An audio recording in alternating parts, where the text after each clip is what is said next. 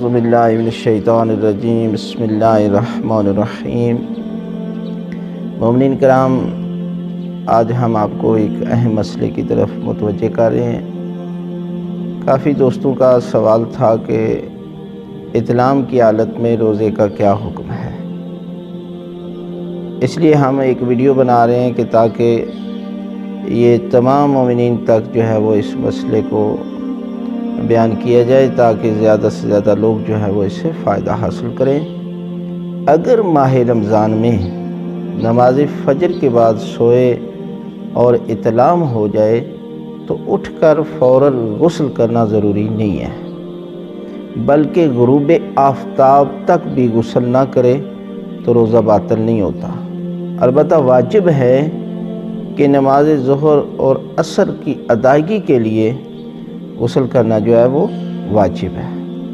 یعنی روزے میں اگر احتلام ہو جاتا ہے تو روزہ باطل نہیں ہوتا، اور اس پر جو ہے وہ فوراً غسل کرنا بھی واجب نہیں ہے۔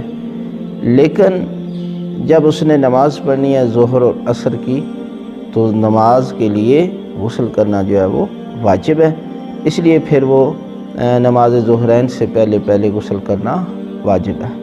لیکن احتلام بھی نیند کی حالت میں آئے، مثلا کوئی اپنے ساتھ ایسا عمل کرتا ہے یا بیوی کے ساتھ چھیڑ چھاڑ کرتا ہے تو اس صورت میں روزہ باطل ہو جاتا ہے۔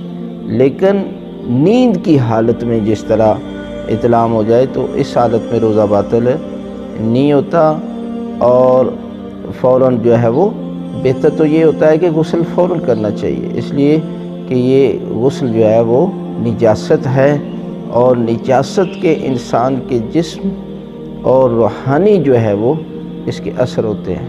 اس لیے ہمیں چاہیے کہ فوراً غسل کر لیں، اور روزے کی حالت میں احتلام آ جانے سے روزہ باطل نہیں ہوتا۔